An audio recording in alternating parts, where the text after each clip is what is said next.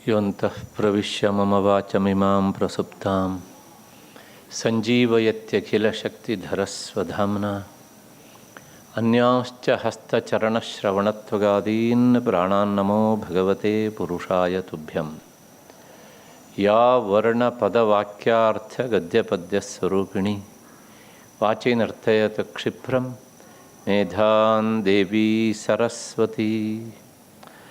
ಶ್ರುತಿಸ್ಮೃತಿಪುರಾಣಾನಾಂ ಆಲಯಂ ಕರುಣಾಲಯಂ ನಮಾಮಿ ಭಗವತ್ಪಾದಂ ಶಂಕರಂ ಲೋಕಶಂಕರಂ. ಕೂಜಂತಂ ರಾಮರಾಮೇತಿ ಮಧುರಂ ಮಧುರಾಕ್ಷರಂ ಆರುಹ್ಯ ಕವಿತಾಶಾಖಾಂ ವಂದೇ ವಾಲ್ಮೀಕಿಕೋಕಿಲಂ. ತಪಸ್ವಾಧ್ಯಾಯನಿರತಂ ತಪಸ್ವಿ ವಾಗ್ವಿದಾಂ ವರಂ ನಾರದಂ ಪರಿಪಪ್ರಚ್ಛ ವಾಲ್ಮೀಕಿ ಮುನಿಪುಂಗವಂ. ಕಲ್ಯಾಣಾನಾಂ ನಿಧಾನಂ ಕಲಿಮಲಮಥನಂ ಪಾವನಂ ಪಾವನಾನಾಂ ಪಾಥೇಯಂ ಯನ್ಮುಮುಕ್ಷೋಃ ಸಪದಿ ಪರಪದ ಪ್ರಾಪ್ತಯೇ ಪ್ರಸ್ಥಿತಸ್ಯ ವಿಶ್ರಾಮಸ್ಥಾನಮೇಕಂ ಕವಿವರವಚಸಾಂ ಜೀವನಂ ಸಜ್ಜನಾನಾಂ ಬೀಜಂ ಧರ್ಮದ್ರುಮಸ್ಯ ಬೀಜಂ ಪುಣ್ಯದ್ರುಮಸ್ಯ ಪ್ರಭವತು ಭವತಾಂ ಭೂತಯೇ ರಾಮನಾಮ ಬೀಜಂ ಧರ್ಮದ್ರುಮಸ್ಯ ಪ್ರಭವತು ಭವತಾಂ ಭೂತಯೇ ರಾಮನಾಮ. ರಾಮೋ ರಾಜಮಣಿಃ ಸದಾ ವಿಜಯತೆ ರಾಮಂ ರಮೇಶಂ ಭಜೆ ರಾಮೇಣಾಭಿಹತಾ ನಿಶಾಚರಚಮೋ ರಾಮಾಯ ತಸ್ಮೈ ನಮಃ. ರಾಮಾನ್ನಾಸ್ತಿ ಪರಾಯಣಂ ಪರತರಂ ರಾಮಸ್ಯ ದಾಸೋಸ್ಮ್ಯಹಂ ರಾಮೇ ಚಿತ್ತಲಯಃ ಸದಾ ಭವತು ಮೇ ಭೋ ರಾಮ ಮಾಮುದ್ಧರ. ಯತ್ರ ಯತ್ರ ರಘುನಾಥ ಕೀರ್ತನಂ ತತ್ರ ತತ್ರ ಕೃತಮಸ್ತಕಾಂಜಲಿಂ ಬಾಷ್ಪವಾರಿ ಪರಿಪೂರ್ಣಲೋಚನಂ ಮಾರುತಿಂ ಪ್ರಣತರಾಕ್ಷಸಾಂತಕಂ.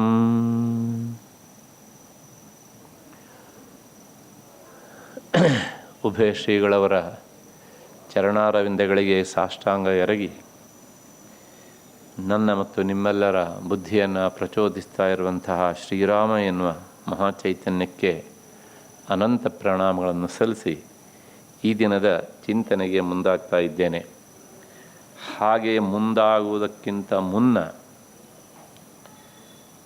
ನಿನ್ನೆ ನನ್ನ ಉಪನ್ಯಾಸದಲ್ಲಿ ಒಂದು 2-3 ಸಂಶಯಗಳು ಬಂದಿದ್ದು. ಒಂದನ್ನು ನೇರವಾಗಿ ಶ್ರೀಗಳವರೇ ಕೇಳಿದ್ದಾರೆ, ಮತ್ತು ಇನ್ನೊಂದನ್ನು ಬರ್ತಾ ಇರುವಂತಹ ಶ್ರೋತೃಗಳು ಕೇಳಿದ್ದಾರೆ, ಇನ್ನೊಬ್ಬರು ಸಂಜೆ ನನಗೆ ಫೋನ್ ಮಾಡಿ ವಿಚಾರಿಸಿದ್ದಾರೆ. ಹಾಗಾಗಿ ಈ 3 ಪ್ರಶ್ನೆಗಳಿಗೆ ಉತ್ತರ ನಾನು ಇಲ್ಲಿಂದ ಕೊಟ್ಟರೆ ಎಲ್ಲರಿಗೂ ತಲುಪ್ತದೆ ಅನ್ನೋ ದೃಷ್ಟಿಯಿಂದ ಹೇಳ್ತಾ ಇದ್ದೇನೆ. ಪೂಜ್ಯ ಶ್ರೀಗಳವರು ಕೇಳಿದಂತಹ ಪ್ರಶ್ನೆ ಏನಂದರೆ, ಆ ಮಾಯಾ ಜಿಂಕೆಯ ಧ್ವನಿಯನ್ನು ನೋಡಿದಾಗ ಲಕ್ಷ್ಮಣ ಶಂಕಮಾನ ಅಂತ ಒಂದು ಶಬ್ದ ಉಂಟು, ಇದು ಜಿಂಕೆ ಅಲ್ಲವೇನೋ ಅಂತ ಆತ ಶಂಕಿಸಿದ ಅಂತ ನಾನು ಹೇಳಿದ್ದೆ. ಅದರ ಸ್ವರ ಹಾಗಿತ್ತು ಅಂತ ನಾನು ಹೇಳಿದ್ದೆ. ಅದಕ್ಕೆ ಗುರುಗಳು ಕೇಳಿದರು, ಹಾಗಿದ್ರೆ ಅದು ಹೇಗಿತ್ತು ಅಂತಂತ. ನನಗೆ ಅಧ್ಯಯನದ ಕಾಲದಲ್ಲಿ ಸಿಕ್ಕಂತಹ ವ್ಯಾಖ್ಯಾನದಲ್ಲಿ ಬರೆದಂಥ ಒಂದೇ ಒಂದು ಸಣ್ಣ ಶಬ್ದದ ಉತ್ತರ ಏನು ಅಂದರೆ, ಇದು ತಿಲಕ ವ್ಯಾಖ್ಯಾನ ಮತ್ತೊಂದು ಕಥಕ ವ್ಯಾಖ್ಯಾನ, ಎರಡರಲ್ಲೂ ಸಹ ಸಮಾನವಾದಂಥ ಉತ್ತರ ಉಂಟು. ಆ ಜಿಂಕೆಯ ಧ್ವನಿ ಹೇಗಿತ್ತು ಅಂದರೆ, ಧ್ವನಿ ಸಮೃದ್ಧಿ ಅಂತ ಶಬ್ದ ಉಂಟು.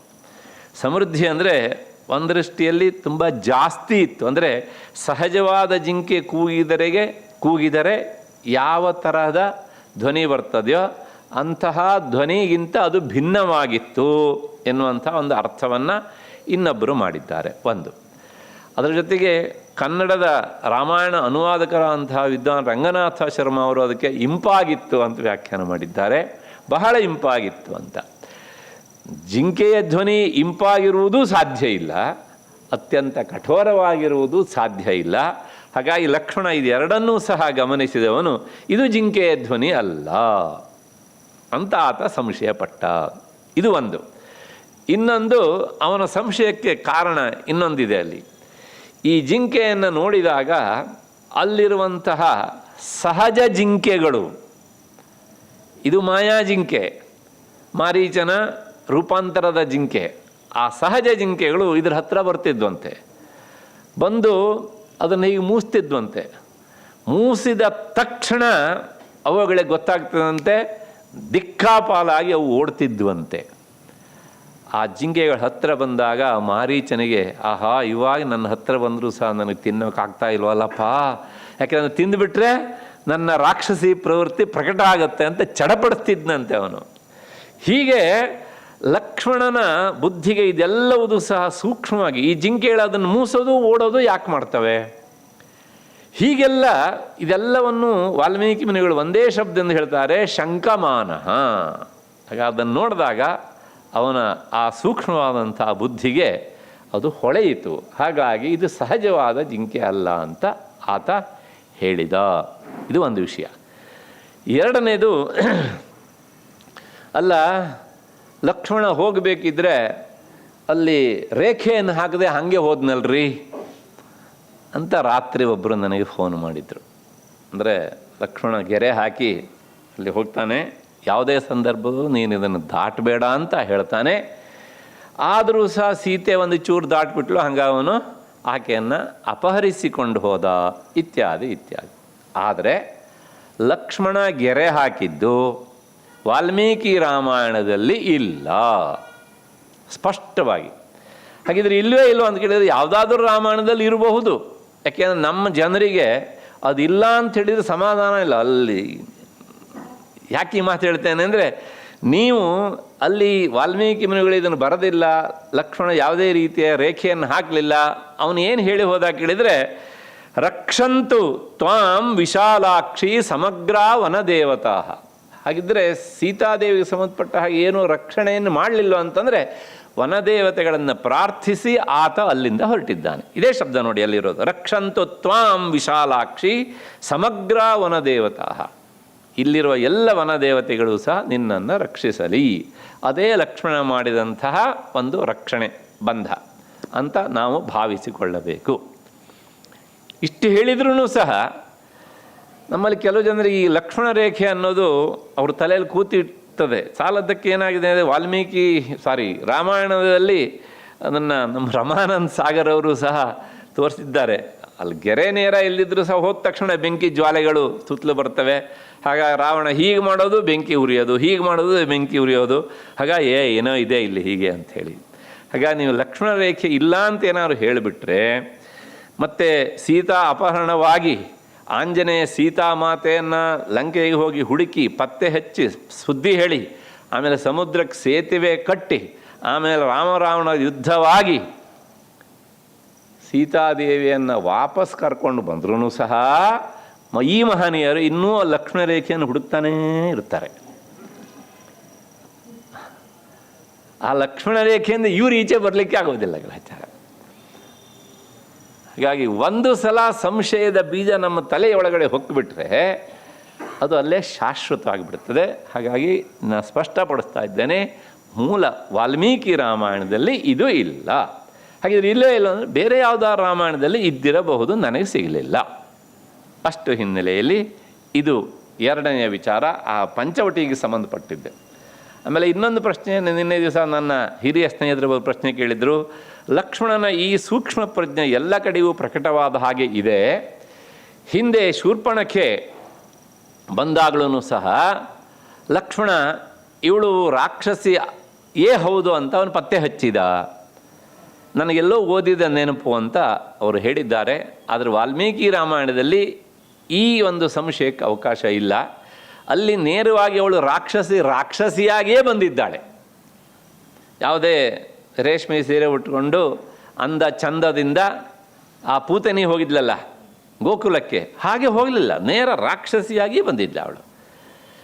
ಆ ರಾಕ್ಷಸಿಯ ರೂಪದಲ್ಲೇ ರಾಮನನ್ನು ಮತ್ತು ಲಕ್ಷ್ಮಣನನ್ನು ಒರೆಸ್ಲಿಕ್ಕೆ ಪ್ರಯತ್ನ ಮಾಡಿದ್ದಾರೆ. ವಾಲ್ಮೀಕಿ ಮುನಿಗಳು ಆ ರಾಮನ ರೂಪ ಮತ್ತು ಈ ಶೂರ್ಪಣೆಯ ರೂಪ ಎರಡನ್ನೂ ಇಟ್ಕೊಂಡು ನೋಡಿ, ಒಂದು ಪೂರ್ವ ಒಂದು ಪಶ್ಚಿಮ, ಇವಳಿಗೆ ರಾಮನನ್ನು ಮದುವೆ ಆಗಬೇಕು ಅಂತ ಆಸೆ ಅಂತ ಭಾಳ ಸುಂದರವಾಗಿ ಅದನ್ನು ವರ್ಣನೆ ಮಾಡ್ತಾರೆ. ಹಾಗಾಗಿ ಮೂಲ ವಾಲ್ಮೀಕಿ ರಾಮಾಯಣದಲ್ಲಿ ಅವಳು ಈ ರೀತಿಯ ರೂಪಾಂತರ ಮಾಡಿಕೊಂಡು ಬಂದದ್ದು ಕಾಣೋದಿಲ್ಲ ನಮಗಲ್ಲಿ.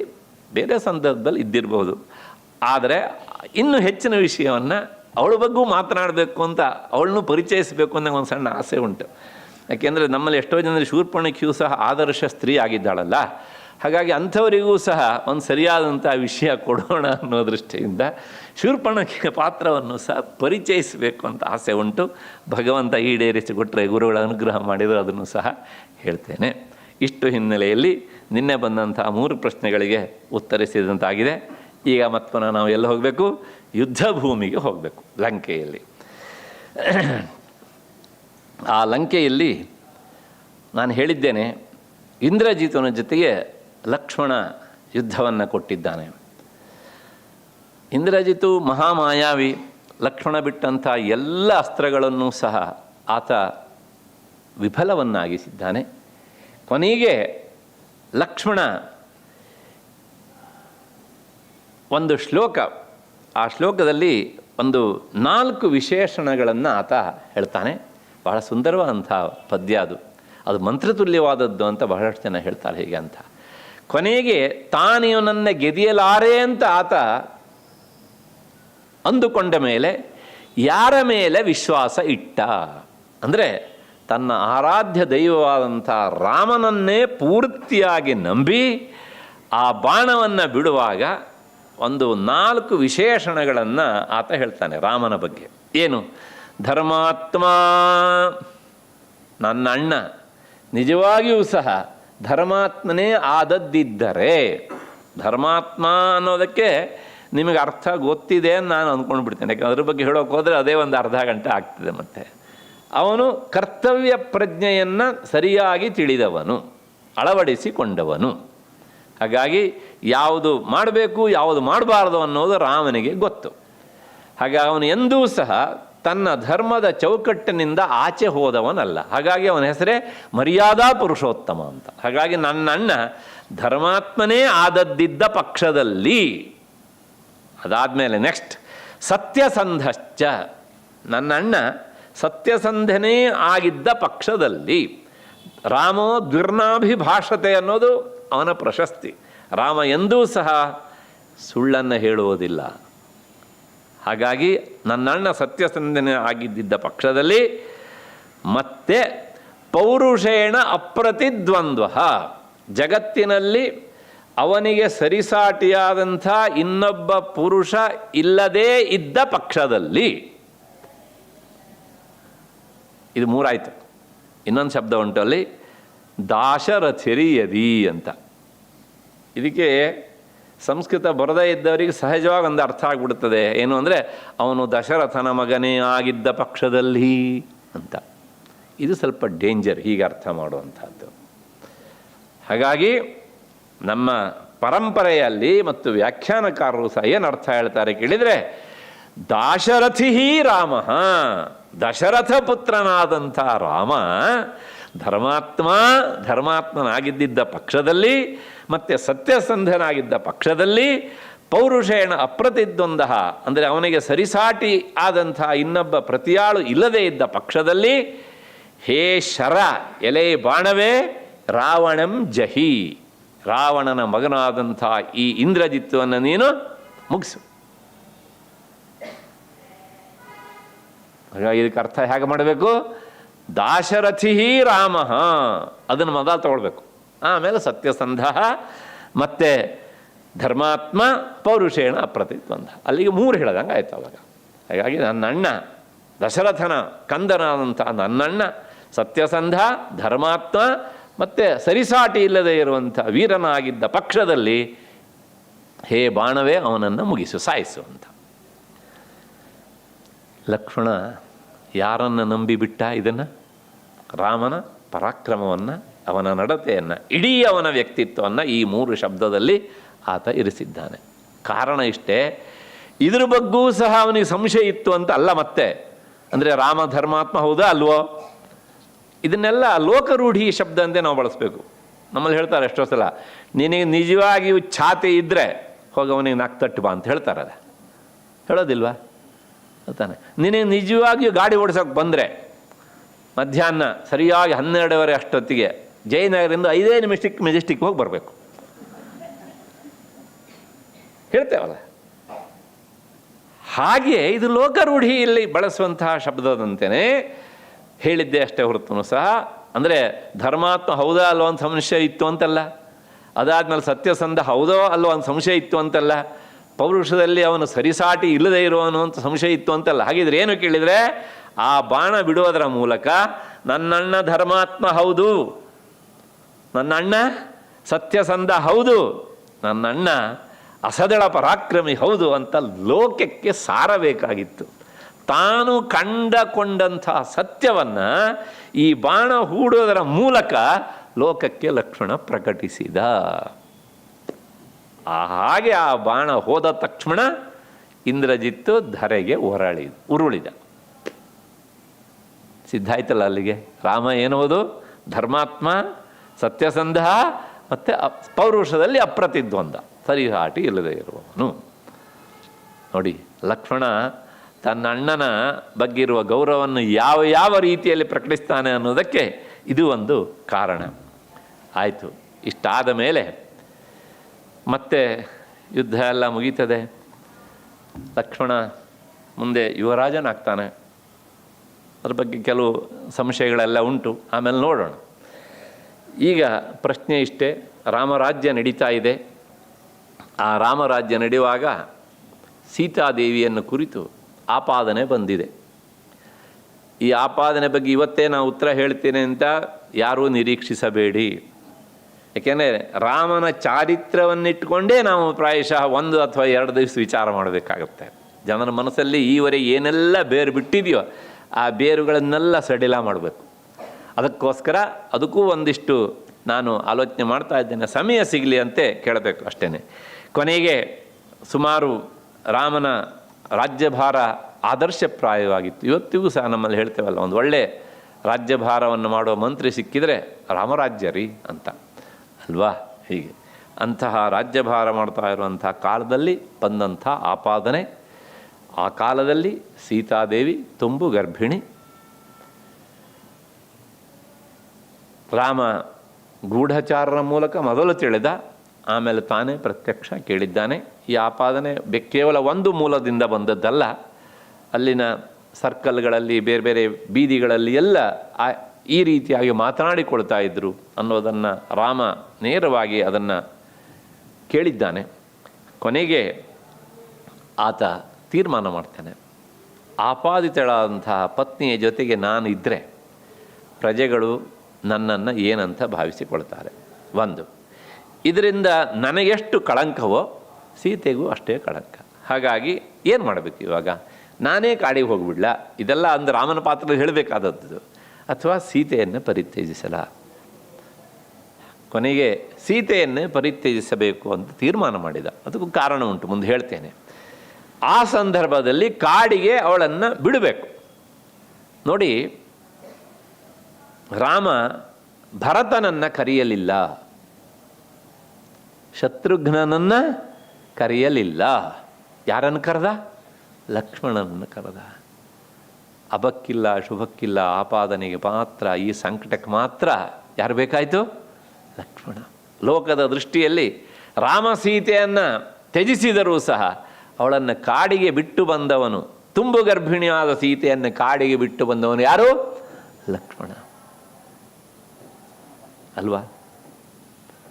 ಹಾಗಾಗಿ ಕ್ಷಣಕಾಲ ನಾವು ಲಕ್ಷ್ಮಣನ ಪಾತ್ರದಲ್ಲಿ ನಾವು ನಿಲ್ಲಬೇಕು. ಹೋಗಿ ನಾವಾದರೆ ಏನು ಮಾಡ್ತಿದ್ವಿ ಅಲ್ವಾ? ಕೊನೆಗೆ ಆ ಸಂದರ್ಭದಲ್ಲಿ ಲಕ್ಷ್ಮಣ ಪಟ್ಟಷ್ಟು ಹಿಂಸೆಯನ್ನು ಯಾರೂ ಪಟ್ಟಿಲ್ಲ. ಅಣ್ಣ ಅಣ್ಣ ಅಣ್ಣ ಅಂದರೆ ನನ್ನನ್ನು ಮಾತನಾಡಿಸಬೇಡ, ಹೇಳಿದಷ್ಟನ್ನು ಮಾಡು, ರಾಮಾಜ್ಞೆ ಅದು. ಎಂತಹ ಮೇಲ್ನೋಟಕ್ಕೆ ರಾಮ ತುಂಬ ಕಠೋರವಾಗಿ ಕಾಣ್ತಾನೆ, ಆದರೆ ಅವನ ಹೃದಯವೇ ಬೇರೆ ಆಗಿತ್ತು. ಮತ್ತೆ ಆ ಸಂದರ್ಭದಲ್ಲಿ ಅದನ್ನು ಹೇಳ್ತೇನೆ. ಕೊನೆಗೆ ಕರ್ಕೊಂಡೋಗಿ ಆಕೆಯನ್ನು ಆತ ಬಿಟ್ಟು ಬರ್ತಾನೆ. ರಥದಿಂದ ಸೀತೆಯನ್ನು ಇಳಿಸುವಾಗ ಅವನ ಪರಿಸ್ಥಿತಿ ಹೇಗಾಗಿರಬೇಡ. ಇದನ್ನೆಲ್ಲ ನಾನು ಹೇಳುವುದಕ್ಕಿಂತ ಒಂದು ಕ್ಷಣಕಾಲ ನೀವು ಲಕ್ಷ್ಮಣ ಆಗಿಬಿಡಿ. ಆಗ ಲಕ್ಷ್ಮಣನ ಹೃದಯಕ್ಕೆ ನಾವು ತುಂಬ ಹತ್ತಿರದ ವ್ಯಕ್ತಿಗಳಾಗ್ತೇವೆ. ಕೊನೆಗೆ ಅಣ್ಣನ ಆಜ್ಞೆಯನ್ನು ಶಿರಸಾವಹಿಸಿ ಆ ಕೆಲಸವನ್ನು ಮಾಡಿ ವಾಪಸ್ ಬರ್ತಾನೆ. ಆಯಿತು, ಬಂದಮೇಲೆ ಮತ್ತೆ ಪುನಃ ರಾಮ ಬೇರೆ ಬೇರೆ ಯಾಗಗಳನ್ನೆಲ್ಲ ಮಾಡ್ತಾನೆ. ಸುವರ್ಣ ಸೀತೆಯನ್ನು, ಆಕೆಯ ಪ್ರತಿಮೆಯನ್ನು ಇಟ್ಕೊಂಡು, ಯಾಕೆಂದರೆ ಪತ್ನಿರಹಿತವಾಗಿ ಯಾಗವನ್ನು ಮಾಡುವಂತಿಲ್ಲ. ಆ ಹಿನ್ನೆಲೆಯಲ್ಲಿ ಹಾಗೆ ಮಾಡಿದ್ದಾನೆ.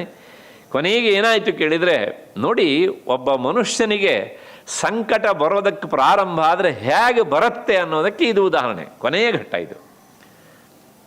ಅದೊಂದು ಸಂದರ್ಭ. ರಾಮ ತನ್ನ ಮಂತ್ರಾಲೋಚನೆಯ ಕೊಠಡಿಯಲ್ಲಿದ್ದಾನೆ.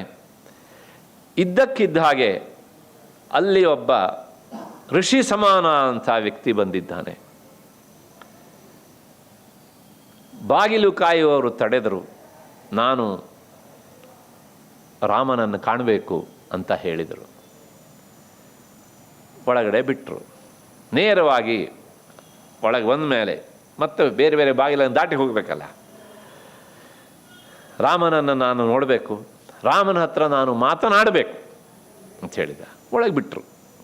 ರಾಮನ ಹತ್ರ ಮಾತನಾಡುವಾಗ ಆತ ಒಂದು ಕಂಡೀಷನ್ ಹಾಕ್ತಾನೆ. ನಾನು ನಿನ್ನ ಜೊತೆಗೆ ಮಾತನಾಡುವಾಗ ನಿನ್ನ ಸಂಭಾಷಣೆಯನ್ನು ಕೇಳುವುದಕ್ಕಾಗಲಿ, ಅಥವಾ ನಾವೇನು ಮಾಡ್ತಾ ಇದ್ದೇವೆ ಅಂತ ನೋಡುವುದಕ್ಕಾಗಲಿ, ಅಥವಾ ಇನ್ನು ಯಾವುದೇ ನೆಪದಿಂದಲಾಗಲಿ ಇಲ್ಲಿ ಮೂರನೇ ಒಬ್ಬ ವ್ಯಕ್ತಿ ಬರಬಾರದು. ಬಂದರೆ ಅವನು ತಲೆ ತೆಗಿಬೇಕು. ಯಾರು ನೀನು ಕೇಳಿದ ರಾಮ.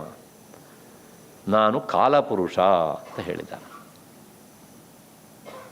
ಅದೇ ರೀತಿಯಾಗಿ ರಾಮ ಆಗಬಹುದು ಅಂತ ಬಾಗಿಲಲ್ಲಿ ಬಂದಂತಹ ಯಾರನ್ನೂ ಬಿಡಬಾರದು ಅಂದರೆ ಅಲ್ಲಿ ಸರಿಯಾದ ಜನರನ್ನು ನಿಲ್ಲಿಸ್ಬೇಕಲ್ವ. ಆ ಸಂದರ್ಭದಲ್ಲಿ ರಾಮನಿಗೆ ಮತ್ತೆ ನೆನಪಿಗೆ ಬಂದವನು ಲಕ್ಷ್ಮಣ.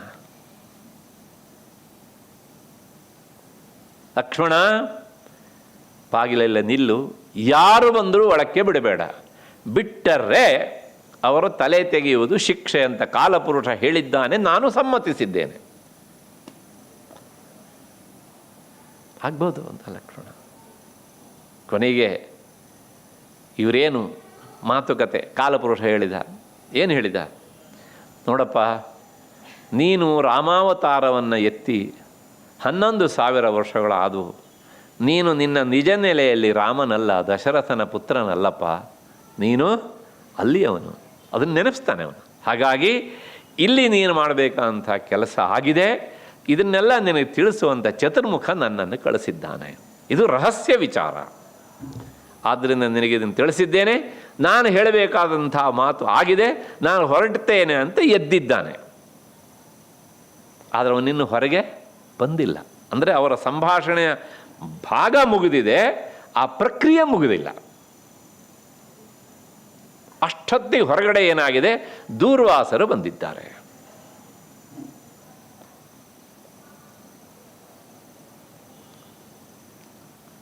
ಎಲ್ಲರೂ ಕೇಳಿದ್ದಾರೆ, ಏನ ಅರ್ಜೆಂಟಾಗಿ ತುರ್ತಾಗಿ ರಾಮನನ್ನು ನೋಡಬೇಕು. ಎಲ್ಲರಿಗೂ ಅರ್ಜೆಂಟೇ. ಆಗ ಲಕ್ಷ್ಮಣನ ಹತ್ರ ಬಂತು ಪ್ರಸಂಗ. ಲಕ್ಷ್ಮಣ ಹತ್ರ ಬಂದವರು ಅದನ್ನೇ ಹೇಳಿದರು, ನಾನು ಈ ಕ್ಷಣದಲ್ಲಿ ರಾಮನನ್ನು ನೋಡಬೇಕು, ಒಳಕ್ಕೆ ಬಿಡು ನನ್ನನ್ನು. ಲಕ್ಷ್ಮಣ ಹೇಳಿದ, ಅಣ್ಣ ತುಂಬ ಮಹತ್ವದ ಮಾತುಕತೆಯಲ್ಲಿ ಒಳಗಿದ್ದಾನೆ, ಯಾರನ್ನೂ ಬಿಡುವಂತಿಲ್ಲ. ದೂರ್ವಾಸರು ಒಂದು ಮಾತು ಹೇಳಿದರು. ಆಗ ನನ್ನನ್ನು ಬಿಟ್ಟರೆ ಒಳ್ಳೆಯದು, ಬಿಡದೇ ಇದ್ದರೆ ಇಡೀ ಅಯೋಧ್ಯ ನಗರವನ್ನು ಸುಟ್ಟು ಭಸ್ಮ ಮಾಡ್ತೇನೆ ಅಂತ ಹೇಳಿದರು. ಲಕ್ಷ್ಮಣ ಏನ್ರಿ ಮಾಡಬೇಕು ಪಾಪ. ಅದಕ್ಕೋಸ್ಕರ ನಾನು ಹೇಳಿದೆ, ಒಬ್ಬ ಮನುಷ್ಯನಿಗೆ ಸಂಕಟ ಬರೋದಕ್ಕೆ ಶುರುವಾದರೆ ಪದೇ ಪದೇ ಪದೇ ಪದೇ ಅವು ಬರ್ತೇವೆ ಅನ್ನೋದಕ್ಕೆ ಪಾಪ ಈ ಲಕ್ಷ್ಮಣನೇ ಉದಾಹರಣೆ ಹೀಗೆ ಅಂತ. ಕೊನೆಗೆ ಲಕ್ಷ್ಮಣ ವಿಚಾರ ಮಾಡ್ತಾನೆ. ಅವರೇನು ಹುಂಕರಿಸ್ತಾ ಇದ್ದಾರೆ ಪ್ರಾಯಶಃ ಆಚೆ ಕಡೆ, ನಾನು ಬಿಡು ಮೊದಲು, ಅಲ್ಲದೇ ಮುಗಿಸ್ತೇನೆ ಹೀಗೆ ಅಂತ ಲಕ್ಷ್ಮಣ ವಿಚಾರ ಮಾಡಿದ. ದೂರ್ವಾಸರನ್ನು ಬಿಟ್ಟರೆ ನಾನೊಬ್ಬ ತಲೆ ತೆರಬೇಕಾಗುತ್ತೆ ಅಲ್ವಾ? ಬಿಡದೇ ಇದ್ದರೆ ನಿರಪರಾಧಿಗಳಂಥ ಅಯೋಧ್ಯೆಯ ಪ್ರಜಾಧನರು ಸಾಯಬೇಕು. ಯಾವುದನ್ನು ಆಯ್ಕೆ ಮಾಡ್ಕೊಳ್ಬೇಕು? ತಕ್ಷಣ ವಿಚಾರ ಮಾಡ್ತೇನೆ, ನನ್ನ ತಲೆ ಹೋದರೂ ಚಿಂತೆ ಇಲ್ಲ, ಹಾಗಾಗಿ ಅವನು ಬಿಡ್ತೇನೆ. ಯಾಕೆಂದರೆ ನನ್ನ ಪ್ರಜಾಜನರು ಕ್ಷೇಮವಾಗಿರಬೇಕು. ಇಕ್ಷ್ವಾಕು ವಂಶದ ಅರಸರು ಬದುಕಿದ್ದು ಪ್ರಜೆಗಳಿಗೋಸ್ಕರ, ತ್ಯಾಗಾಯ ಸಂಭೃತಾರ್ಥಾನ, ಪ್ರಜೆಗಳಿಗೋಸ್ಕರ ಪ್ರಾಣ ಕೊಡುವಂಥವ್ರು ಅವರು. ದುಡ್ಡನ್ನು ಗಳಿಸಿದ್ದು ಪ್ರಜೆಗಳಿಗೋಸ್ಕರ, ಅವರ ವಿಲಾಸಿ ಜೀವಕ್ಕಲ್ಲ. ಇದು ನಮ್ಮ ಮನೆತನದ ಪರಂಪರೆ ನಮಗೆ ಹಾಕಿಕೊಟ್ಟಂತಹ ಒಂದು ಸೂತ್ರ. ಆದ್ದರಿಂದ ನಾನು ಈಗ ದೂರ್ವಾಸನನ್ನು ಬಿಡುವುದೇ ಉಚಿತ ಅಂಥೇಳಿ ದೂರ್ವಾಸನ ಒಳಕ್ಕೆ ಬಿಡ್ತಾನೆ. ಅವ್ರನ್ನ ಬಿಡೋದಿಲ್ಲ, ಹೋಗಿ ಹೇಳ್ತಾನೆ ಲಕ್ಷ್ಮಣ, ಅಣ್ಣ ದೂರ್ವಾಸರು ಬಂದಿದ್ದಾರೆ, ತುರ್ತಾಗಿ ನಿನ್ನನ್ನು ನೋಡಬೇಕಂತೆ. ಮೂರನೇ ವ್ಯಕ್ತಿ ಯಾರಾದ ಅಲ್ಲೀಗ? ಲಕ್ಷ್ಮಣ. ಅವರ ನಿಯಮದ ಪ್ರಕಾರ ಏನಾಗಬೇಕು? ಮಾತುಕತೆ ಮುಗೀತು. ದೂರ್ವಾಸರು ರಾಮನನ್ನು ನೋಡಿದರು, ಕೇಳಿದರು. ದೂರ್ವಾಸರು, ಏನು ಅಷ್ಟು ಅರ್ಜೆಂಟು ನನ್ನನ್ನು ನೋಡಬೇಕಾದಿತ್ತು? ಇನ್ನೇನಿಲ್ಲ, ನಾನು ಒಂದಿಷ್ಟು ಅನುಷ್ಠಾನ ಪೂಜೆ ಪುನಸ್ಕಾರ ಮಾಡ್ತಾ ಇದ್ದೆ, ಅದು ನಿನ್ನೆ ಮುಗೀತು. ನನಗೆ ವಿಪರೀತ ಹಸಿವು, ನನಗೆ ಒಂದಿಷ್ಟು ಊಟ ಬೇಕು ಅಂತ ಕೇಳಿದ್ರು.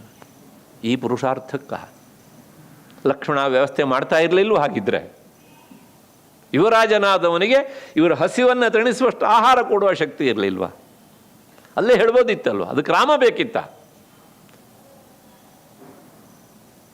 ಹಾಗಿದ್ರೆ ಇವರು ಹೋಗಲೇಬೇಕು ಅಲ್ಲಿ.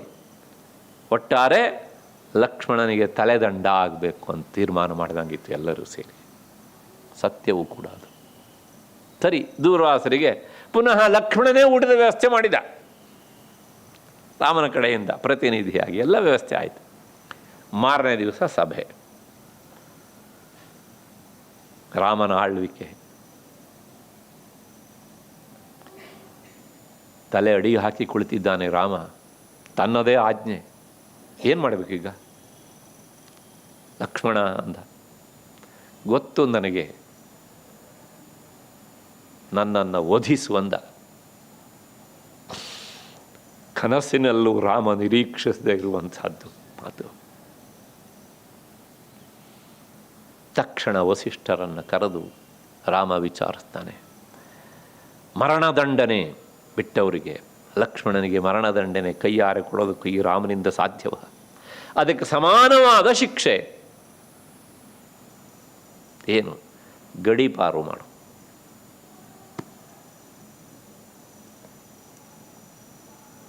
ರಾಮ ಲಕ್ಷ್ಮಣ ಅಂದ, ಹೊರಟಿದ್ದೇನೆ ಅಂದ ಅಷ್ಟೇ.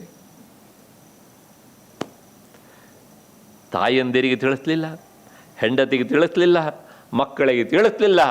ಯಾವ ನಿಂತ ನೆಲದಲ್ಲಿ ಈ ಶಬ್ದವನ್ನು ಕೇಳಿದನಲ್ಲ ಲಕ್ಷ್ಮಣ, ಅದೇ ನೆಲದಿಂದ ಹಾಗೆ ಹೊರಟ. ಸರಯೂ ನದಿಯ ತೀರಕ್ಕೆ ಬಂದು ರಾಮಧ್ಯಾನದಲ್ಲಿ ನಿಂತ, ಕುಳಿತ. ಇವನ ಈ ಸ್ಥಿತಿಯನ್ನು ಕಂಡಂತಹ ದೇವತೆಗಳು ಅವನ ಮೇಲೆ ಪುಷ್ಪವೃಷ್ಟಿಯನ್ನು ಸುರಿಸಿದರು. ಲಕ್ಷ್ಮಣ ಗಳಿಸಿದ್ದೇನು, ಸಾಧಿಸಿದ್ದೇನು? ಆ ಪ್ರಶ್ನೆಗೆ ಉತ್ತರ ಹೇಳಬೇಕೀಗ ನಾನು. ಅವನ ಮೇಲೆ ಪುಷ್ಪವೃಷ್ಟಿ. ದೇವೇಂದ್ರ ರಥವನ್ನು ತಗೊಂಡು ಬಂದ. ಏರು ನನ್ನ ರಥವನ್ನು ಅಂತ ಹೇಳಿ ಒಪ್ಪದೇ ಇದ್ದಾಗ ಸ್ವತಃ ದೇವೇಂದ್ರ ಎತ್ತಿ ಅವನನ್ನು ರಥದಲ್ಲಿ ಕುಳ್ಳಿರಿಸಿಕೊಂಡು ಕರ್ಕೊಂಡು ಹೋದ. ಲಕ್ಷ್ಮಣ ಸಾಧಿಸಿದ್ದೇನು?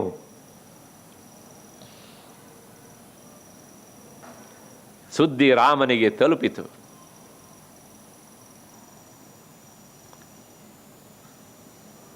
ತಂದೆಯನ್ನ ಅಗಲಿದ ರಾಮ, ತಾಯಿಯಂದಿರನ್ನ ಅಗಲಿದ ರಾಮ, ಸ್ವತಃ ತನ್ನ ಪತ್ನಿಯನ್ನೇ ಬಿಟ್ಟ ರಾಮ, 10 ತಿಂಗಳ ಕಾಲ ಲಂಕೆಯಲ್ಲಿ ಸೀತೆಯನ್ನು ಅಗಲಿದ ರಾಮ, ಮಕ್ಕಳನ್ನೂ ಬಿಟ್ಟಿದ್ದ ರಾಮ, ಲಕ್ಷ್ಮಣ ಹೋದ ಮರುಘಳಿಗೆಯಲ್ಲಿ ತೀರ್ಮಾನ ಮಾಡಿದ, ನಾನಿನ್ನು ಇರುವುದು ಸರಿಯಲ್ಲ. ಅಲ್ಲಿ ಶಬ್ದ ನೋಡಬೇಕು, ಅದ್ಯೈವಾಹಂಗಮಿಷ್ಯಾಮಿ ಲಕ್ಷ್ಮಣೇನ ಗತಾಂಗತಿಂ. ಅರಘಳಿಗೆ ಲಕ್ಷ್ಮಣನಿಲ್ಲದೆ ಇರಲಾರೆ ಅಂತ ತೀರ್ಮಾನಿಸಿದಂಥ ರಾಮ ಆ ಕ್ಷಣದಲ್ಲಿ ಭರತನ ಕರೆದು ಹೇಳ್ತಾನೆ, ಯುವರಾಜ ಪಟ್ಟಾಭಿಷೇಕ, ನಿನಗೆ ಪಟ್ಟಾಭಿಷೇಕ ಮಾಡ್ತೇನೆ ಅಂತ. ಒಲ್ಲೆ ಅಂದ ಅವನು. ತಕ್ಷಣ ಇಡೀ ರಾಜ್ಯವನ್ನು 6 ಭಾಗಗಳಾಗಿ ಮಾಡಿ ಕುಶಲವಾದಿಗಳಿಗೆ ಕೊಟ್ಟು ಅದೇ ದಿನ ಅದೇ ಕ್ಷಣದಲ್ಲಿ ರಾಮ ಸರಯೂ ನದಿಯಲ್ಲಿ ಹೊರಟೋಗ್ಬಿಟ್ಟ.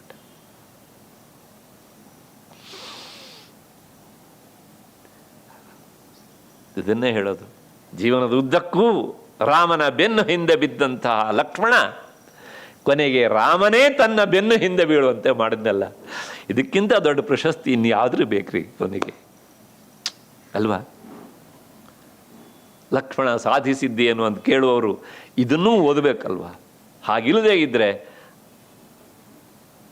ಲಕ್ಷ್ಮಣನ ಬಗ್ಗೆ ಮಾತನಾಡಲಿಕ್ಕೆ ಹೋಗಬಾರ್ದು. ಇದು ಒಂದು ಪಾತ್ರದ ಬಗ್ಗೆ ಅಂತಲ್ಲ, ಯಾವ ಪಾತ್ರದ ಬಗ್ಗೆನೂ ಸಹ ಪೂರ್ವಾಪರ ವಿಚಾರಗಳಿದೆ ಬಾಯಿ ಬಂದಿದ್ದೆಲ್ಲ ಹರಟಿದ್ರೆ ಅದು ಆ ಪಾತ್ರಕ್ಕೆ ನಾವು ಮಾಡುವ ಅಪಚಾರ.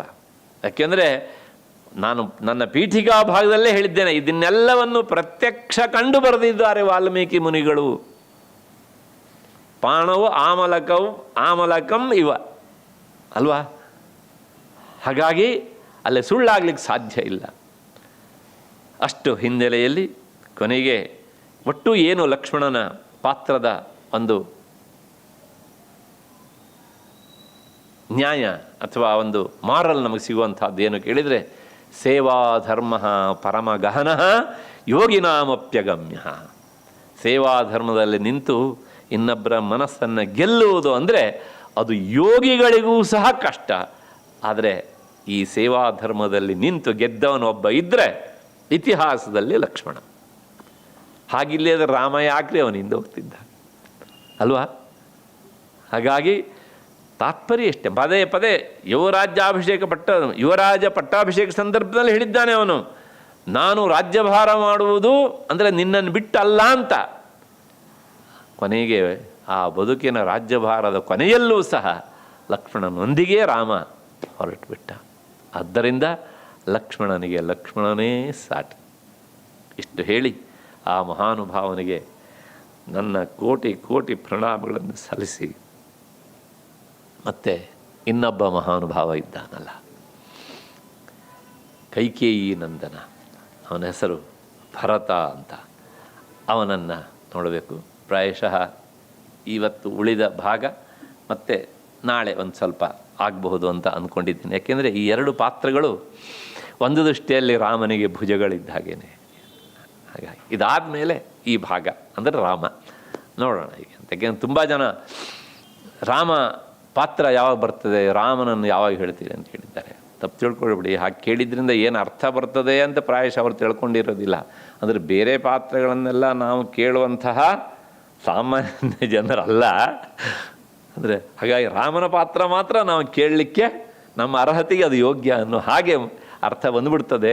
ದಯವಿಟ್ಟು ಆ ದೃಷ್ಟಿಯಲ್ಲಿ ಯಾರು ಹಾಗೆ ಹೇಳಬೇಡಿ. ಎಲ್ಲ ಪಾತ್ರಗಳೂ ಸಹ ನಮ್ಮ ಹೃದಯಕ್ಕೆ ತೀರ ಹತ್ತಿರ ಆಗುವಂತಹ ಪಾತ್ರಗಳಾದ್ದರಿಂದ ರಾಮನ ಪಾತ್ರ ಅಲ್ಲ. ಯಾಕೆಂದರೆ ನಾನು ಮೊದಲೇ ಹೇಳಿದ್ದೇನೆ, ನೀವು ಬೇರೆ ಬೇರೆ ಪಾತ್ರಗಳನ್ನು ನೋಡಿದಾಗಲೇ ರಾಮ ಏನು ಅನ್ನೋದು ಗೊತ್ತಾಗುತ್ತೆ. ಒಂದು ಅದರ ಜೊತೆಗೆ ಬೇರೆ ಪಾತ್ರಗಳು ಹೇಗೆ ರಾಮನ ಸುತ್ತಲೂ ಪ್ರದಕ್ಷಿಣೆ ಮಾಡ್ತಾನೆ ಇರ್ತವೋ ಅದು ನಾವು ಸಹ ಹಾಗೆ ಮಾಡಬೇಕಲ್ವ.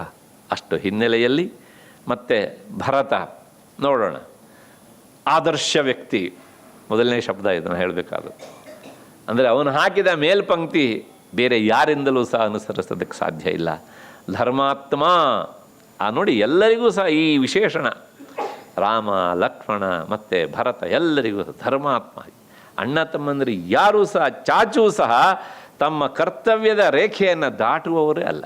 ಹಾಗಾಗಿ ಧರ್ಮಾತ್ಮ ಮತ್ತು ತ್ಯಾಗಶೀಲ. ಏನು ತ್ಯಾಗ ಭರತಂದು ಅಂದರೆ ರಾಮಾಯಣದಲ್ಲಿ ರತ್ನಪ್ರಾಯನಾದವನು ಈ ಭರತ. ಆತ ವಿನಾಕಾರಣ ಬಂದ ಅಪವಾದಕ್ಕೆ ತನ್ನ ಬಗ್ಗೆ ಅವನು ಮಾಡಿಕೊಂಡಷ್ಟು ಪ್ರಾಯಶ್ಚಿತ್ತವನ್ನು ಇತಿಹಾಸದಲ್ಲಿ ಯಾರೂ ಮಾಡಿಕೊಂಡಿಲ್ಲ.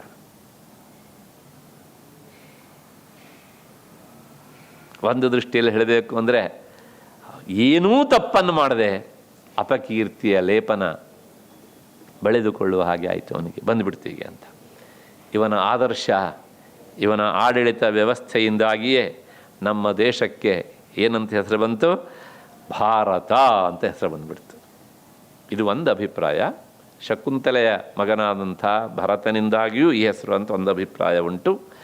ಅದರ ಜೊತೆಗೆ ಇನ್ನೊಬ್ಬ ಮಹಾನುಭಾವ ಇದ್ದಾನೆ, ಜಡಭರತ ಅಂತ, ಭಾಗವತದಲ್ಲಿ ಬರುವವನವನು, ಅವನಿಂದಾಗಿಯೂ ಬಂತು ಅಂತ ಒಂದು ಅಭಿಪ್ರಾಯ ಉಂಟು. ಇರಲಿ, ಈ ಭರತನೂ ಸಹ ಅಂಥ ಹೆಸರನ್ನು ಉಳಿಯುವ ಹಾಗೆ ಮಾಡುವಂಥ ವ್ಯಕ್ತಿತ್ವ ಉಳ್ಳವನಾದ್ದರಿಂದ ಇವನ ಹೆಸರಿನಿಂದ ಆ ಹೆಸರು ಬಂತು ಅಂತ ಕೆಲವು ಜನ ಹೇಳೋದುಂಟು. ಒಬ್ಬ ತಮಿಳು ಭಾಷೆಯ ಮೂಲದ ಒಬ್ಬ ಕವಿ ಒಂದು ಮಾತನ್ನು ಹೇಳ್ತಾನೆ. ಏನು ಅಂದರೆ, 100 ಜನ ರಾಮಂದಿರನ್ನು ತಕ್ಕಡಿಯ ಒಂದು ಪಾತ್ರೆಯಲ್ಲಿ ಹಾಕಿದರೆ, ಇನ್ನೊಂದು ಪಾತ್ರೆಯಲ್ಲಿ ಒಬ್ಬ ಭರತನನ್ನು ಹಾಕಿದರೆ ಅವು ಎರಡೂ ಸರಿಯಾಗಿ ತೂಗ್ತವೆ ಅಂತ. ಅಂದರೆ 100 ರಾಮರಿಗೆ ಒಬ್ಬ ಭರತ ಅಂತ. ರಾಮನ ವ್ಯಕ್ತಿತ್ವಕ್ಕಿಂತಲೂ ಅವನ ವ್ಯಕ್ತಿತ್ವ ಅಷ್ಟು ದೊಡ್ಡದು ಅಂತ ಸಮರ್ಥನೆಗೋಸ್ಕರ ಈ ಮಾತನ್ನು ಹೇಳಿದ್ದಾರೆ.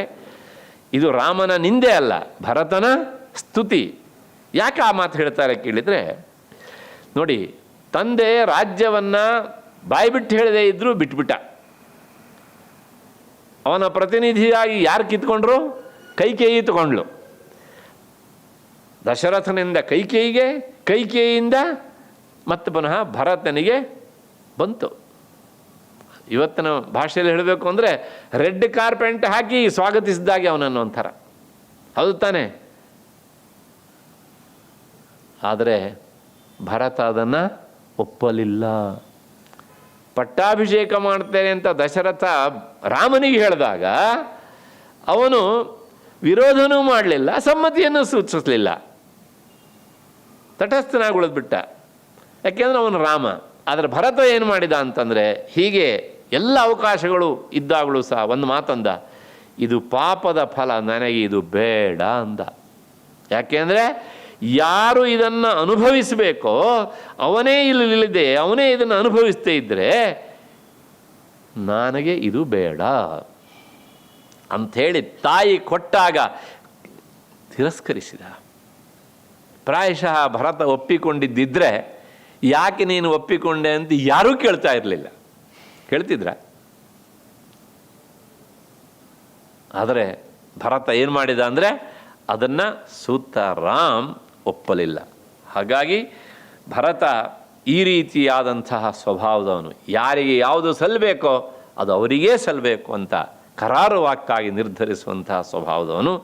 ಮತ್ತು ಆತ ರಾಮನ ಪ್ರತಿನಿಧಿಯಾಗಿ, ಹೀಗೆಂದರೆ ಅರ್ಥ ಆಗೋದಿಲ್ಲ, ಉಸ್ತುವಾರಿ ಮಂತ್ರಿಯಾಗಿ, ಹಾಗೆಂದರೆ ಅರ್ಥ ಆಗ್ತದೆ ನಮಗೆ, ರಾಜನಾಗಿ ಅಧಿಕಾರದ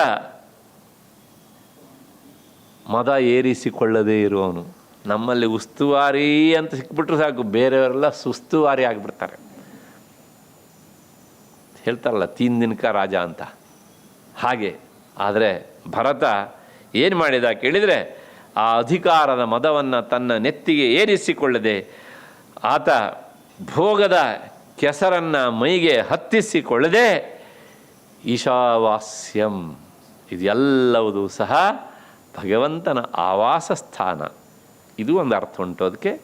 ಅಥವಾ this is protected by the god, ಆ ಅರ್ಥವೂ ಉಂಟು. ಹಾಗೆ ಭಾವಿಸಿ ಆತ ರಾಜ್ಯಭಾರವನ್ನು ಮಾಡಿದ. ಸನ್ಯಾಸಿಯಾಗಿ ಬದುಕಿದ 14 ವರ್ಷಗಳ ಕಾಲ. ರಾಮನಿಗೆ ವಿಹಿತವಾಗಿತ್ತು, ಕೈಕೇಯಿಯಿಂದ ರಾಮ ಅದನ್ನು ಮಹಾವ್ರತ ಅಂತ ಸ್ವೀಕರಿಸಿದ. ಭರತನಿಗೆ ಯಾರೂ ವಿಧಿಸಲಿಲ್ಲ. ಆದರೆ ತನ್ನ ಅಣ್ಣನೇ ಹಾಗಿದ್ದ ಮೇಲೆ ಅವನು ತಮ್ಮನಾಗಿ ನಾನು ವಿಲಾಸಿ ಜೀವನವನ್ನು ನಡೆಸಬಾರದು ಅಂತ ತೀರ್ಮಾನ ಮಾಡಿ ತನಗೆ ತಾನೇ ಅದನ್ನು ಏನು ಮಾಡಿದ, ಆರೋಪಿಸಿಕೊಂಡು ರಾಮ ಬದುಕಿದ್ದಕ್ಕಿಂತ ಹೆಚ್ಚು ಕಷ್ಟದ ರೀತಿಯಲ್ಲಿ ಬದುಕಿದ. ಯಾಕೆ ಅಂತಂದರೆ, ಆ ಭರತ 14 ವರ್ಷಗಳ ಕಾಲ ರಾಜ್ಯಭಾರ ಮಾಡಿದನಲ್ಲ, ಏನು ರಾಜ್ಯಭಾರ ಮಾಡಿದ ಅಂದವನು ಹೇಳ್ತಾನೆ, ಅವನು ಈ ಭೂಮಿ, ಈ ರಾಜ್ಯ ಎಲ್ಲವನ್ನು ಸಹ ನಿನಗೆ ಕೊಡ್ತಾ ಇದ್ದೇನೆ ಅಂಥೇಳಿ ಭರತ ಒಂದು ಮಾತು ಹೇಳ್ತಾನೆ, ಸಕಲ ಸಂಪದ್ಭರಿತವಾದಂತಹ ಈ ಪದವಿಯನ್ನು, ಈ ನಾಡನ್ನು ನಿನಗೆ ಕೊಡ್ತಾ ಇದ್ದೇನೆ ಅಂತ. ಆದರೆ ಕೆಲವು ಕಡೆ ನಮಗೆ ಕೇಳಿ ಬರುತ್ತೆ, ಭರತ ಒಂದೇ 1 ವರ್ಷವೂ ಸಹ ಪ್ರಜೆಗಳಿಂದ ಟ್ಯಾಕ್ಸ್ ಕಲೆಕ್ಟ್ ಮಾಡಲಿಲ್ವಂತೆ. ಭರತ ನಿಮ್ಮ ದೃಷ್ಟಿಯಲ್ಲಿ ರಾಜ್ಯಭಾರ ಮಾಡಿದ. ಆದರೆ ರಾಜ್ಯಭಾರ ಮಾಡಿದ್ದು ಯಾವುದು? ಸ್ವಲ್ಪ ಸೂಕ್ಷ್ಮವಾಗಿ ಗಮನಿಸಿ. 14 ವರ್ಷಗಳ ಕಾಲ ನಾನು ಆಗಲೇ ಹೇಳಿದ ಹಾಗೆ ಅವನು ಉಸ್ತುವಾರಿ ನಿಮ್ಮ ದೃಷ್ಟಿಯಲ್ಲಿ. ಆದರೆ ಇಡೀ ಅಯೋಧ್ಯೆಯಲ್ಲಿ ರಾಜ್ಯಭಾರ ಮಾಡಿದ್ದು 2 ಕಟ್ಟಿಗೆಯ ತುಂಡುಗಳು. ಅದೇ ರಾಮನ ಪಾದುಕೆ ಅಲ್ವಾ? ಪ್ರಾಯಶಃ ಇದು ಸಾಧ್ಯ ಇದ್ದದಿದ್ದರೆ ನಮ್ಮ ದೇಶದಲ್ಲಿ ಮಾತ್ರ ಸಾಧ್ಯ. ರಾಮನ ಪಾದುಕೆ ರಾಜ್ಯಭಾರ ಮಾಡಿದೆ ಅಷ್ಟೇ ಹೊರತು ಭರತ ಅಲ್ಲ. ಲೋಕದ ದೃಷ್ಟಿಯಲ್ಲಿ ಭರತ ಅಂತ. ಕೊನೆಗೆ ಭರತ ಹೇಗಿದ್ದ ಅಂತಂದರೆ ಭಾರತ, ಭ ಅಂದರೆ ರಾಮನ ಭಾವಕ್ಕೆ ತಕ್ಕ ಹಾಗೆ ಬದುಕಿದ.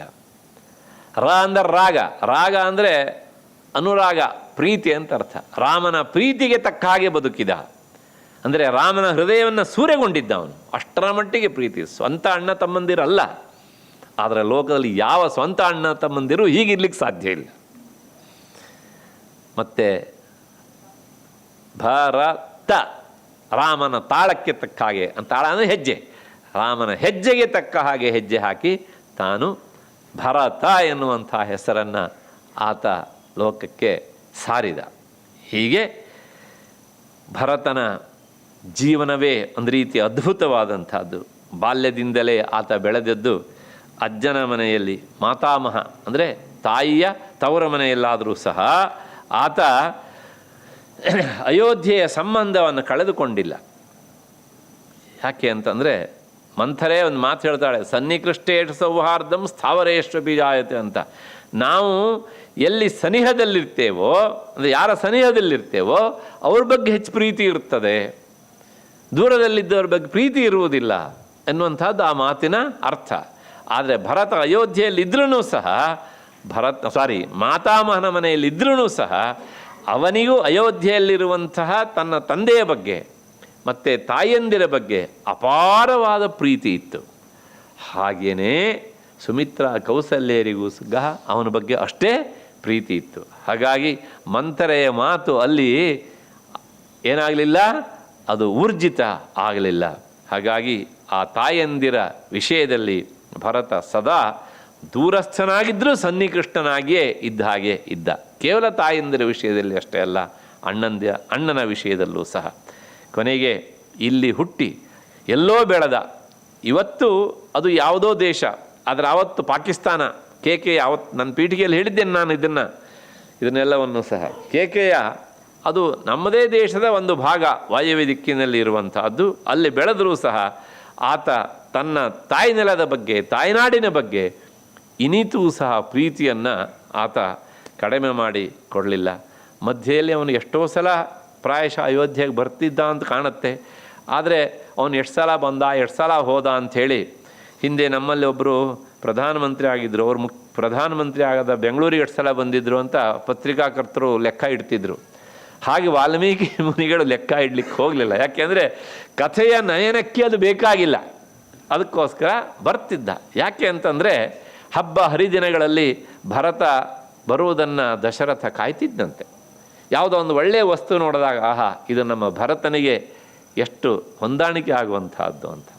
ಯಾವಾಗಲೂ ಹಾಗೆ ತಂದೆ ತಾಯಂದಿರಿಗೆ ಹತ್ತಿರದಲ್ಲಿರುವಂಥ ಮಗ ಎಷ್ಟೇ ಒಳ್ಳೆಯವನಾಗಿರಲಿ, ಊಟ ಮಾಡಬೇಕೆ ನೆನಪಾಗೋದು ದೂರದಲ್ಲಿದ್ದ ಮಗನೇ. ಆ ಊಟ ಮಾಡಲಿಕ್ಕಿರೋ ಎಲ್ಲ ಸಾಮಗ್ರಿಗಳನ್ನು ಹತ್ತಿರದಲ್ಲಿರುವ ಮಗನೇ ತಂದಿರ್ತಾನೆ, ಆದರೆ ನೆನಪಾಗೋದು ಅಲ್ಲಿರಬೇಕು. US ಅಲ್ಲಿದ್ದವನು ಬಹಳ ಬೇಗ ನೆನಪಿಗೆ ಬರ್ತಾನೆ ಅಂತ ಹೇಳ್ಕೊಳ್ಳೋದು ಹೆಮ್ಮೆ ಅಂತಾರಲ್ವ. ಯು ಸಿ ಕಾಲರ್ ಇಲ್ಲ, ಮೈ ಸನ್ ಅಂತ ಶುರುವಾಗತ್ತೆ ಹೀಗೆ ಅಂತ ಅಲ್ವಾ. ಹಾಗಾಗಿ ಪ್ರಾಯಶಃ ಎಲ್ಲೋ ಒಂದು ಕಡೆಗೆ ದಶರಥನೂ ಸಹ ಇದಕ್ಕೆ ಹೊರತಾಗಿರಲಿಲ್ಲ ಅಂತ ಕಾಣುತ್ತೆ. ಅದಕ್ಕಿಂತ ಹೆಚ್ಚಿಗೆ ಭರತನಿಗೆ ದಶರಥನ ಬಗ್ಗೆ ಎಲ್ಲಿಲ್ಲದ ಪ್ರೀತಿ. ಅವನೇ ಹೇಳ್ತಾನೆ, ನನ್ನ ತಂದೆ ಎಂಥವನು ಅಂದರೆ, ನಾನು ನನ್ನ ಅಜ್ಜನ ಮನೆಯಿಂದ ಅಯೋಧ್ಯೆಗೆ ಬಂದರೆ ನನ್ನ ಆ ಧೂಳಿ ಧೂಸರವಾದಂತಹ ಮೈಯನ್ನು ನನ್ನ ತಂದೆ ತಬ್ಬಿಕೊಂಡು ಖುಷಿ ಪಡ್ತಿದ್ದ, ನನ್ನ ತಲೆಯನ್ನು ಆಘ್ರಾಣಿಸ್ತಾ ಇದ್ದ.